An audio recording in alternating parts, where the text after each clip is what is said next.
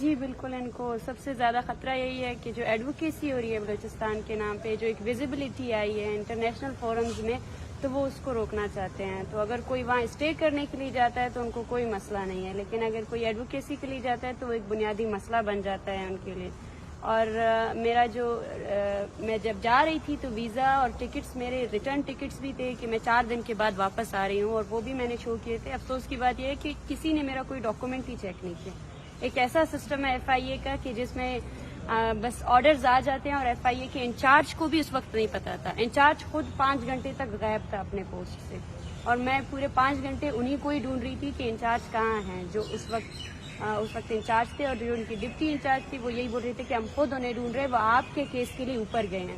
تو وہ اوپر کا ابھی تک مجھے پتہ نہیں چلا کہ وہ میرے کیس کے سلسلے میں کہاں اوپر گئے تھے کہ جن کو جواب ہی نہیں ملا. بنیادی مسئلہ یہی ہے کہ جو ادارے ہیں ان کو کمپیٹنٹ ہونا چاہیے، اور اتنا ہونا چاہیے کہ ان کے پاس کوئی جواب تو ہو. جواب نہیں دیا گیا، اور 5 دن کے لیے اگر میں جا رہی تھی تو وہ ایک ایونٹ، اور اس ایونٹ کی شاید 4 یا 5 گھنٹے کے علاوہ اور تھا ہی نہیں. لیکن جس طریقے سے مجھے روکا گیا، اور سب سے بڑی بات حیرانگی کی بات یہ ہے کہ اسالٹ کیا گیا، اٹیک کیا گیا کراچی پولیس کی جانب سے. اور اس کے بعد جو ایف آئی آر کیا گیا، یہ تمام چیزیں ایک ہی کیس کے ساتھ جڑی ہوئی ہیں. ایف آئی آر کرنے کا مقصد یہ تھا کہ پھر سے مجھے کسی لسٹ میں ڈالے، کیونکہ آفیشلی میں کسی اور لسٹ میں ہوئی نہیں، اور پھر سے میرے ٹریول بین کو یہ لوگ اور زیادہ لمبا کر سکیں. ڈاکومنٹس کا کچھ بتائیں کہ کہاں ہیں، لے لیے تھے، کس نے لیے تھے آپ کے؟ دیکھیے، کراچی پولیس تھی، اور اس کے ساتھ سول یونیفارم سول ڈریس میں جو لوگ تھے وہ موجود تھے. انہوں نے اٹیک کیا باقاعدہ ہم پر، اور مین ہینڈلنگ کی، تلاشی بھی لی. ان میں کوئی بھی فیمیل کانسٹیبل نہیں تھی. اور پاسپورٹ میرا چھینا گیا. موبائل فون اس لیے چھینا گیا کیونکہ اس میں ایویڈنسز تھے. جس وقت انہوں نے اسالٹ اور اٹیک کیا اس وقت میں نے ویڈیوز اور تصویریں لی تھی.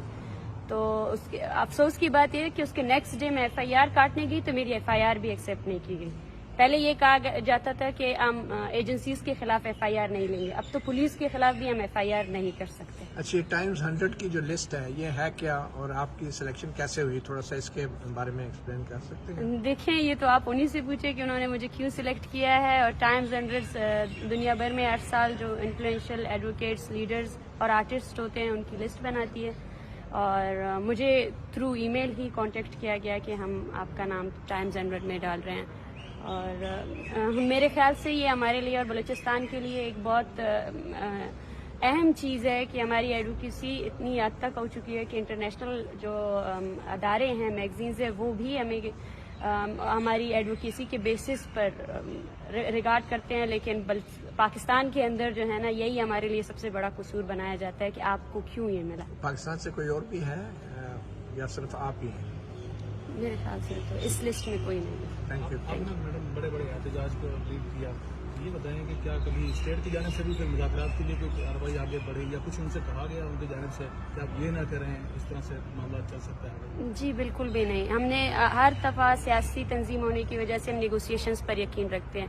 ہمارا پچھلا جو موومنٹ تھا بلوچ راجی مچھی، اس میں ہم نیگوسیشنز پہ بیٹھے، اور اسی کا ہی ایک پوائنٹ یہ تھا کہ آپ جو ہے نا بلوچ یکجہتی کمیٹی کے کارکنان کو آگے فیوچر میں تنگ نہیں کریں گے. اور اس پر باقاعدہ طور پر ہم نے صوبائی جو اسمبلی کے وزراء ہیں ان کے ساتھ مذاکرات کیے، اور انہوں نے اس پر دستخط بھی کیے. لیکن اس معاہدے کی ایک بھی شق کو آج تک نبھایا ہی نہیں گیا ہے. 4th شیڈول نامی ایک چیز لائی گئی ہے جس میں بلوچستان بھر سے 3000 لوگوں کے نام 4th شیڈول میں ڈالے گئے ہیں. ایک بیڈا ایکٹ کے تھرو 1500 ملازمین کو سسپینڈ کیا گیا ہے، اور انتقامی کارروائیاں جاری ہیں. اور آپ خود دیکھیں بلوچستان کی حالت یہاں تک پہنچ چکی ہے کہ ایک ہی دن میں کراچی میں 9 طلباء کو گرفتار کیا گیا، انفورس ڈسپیئر کیا گیا.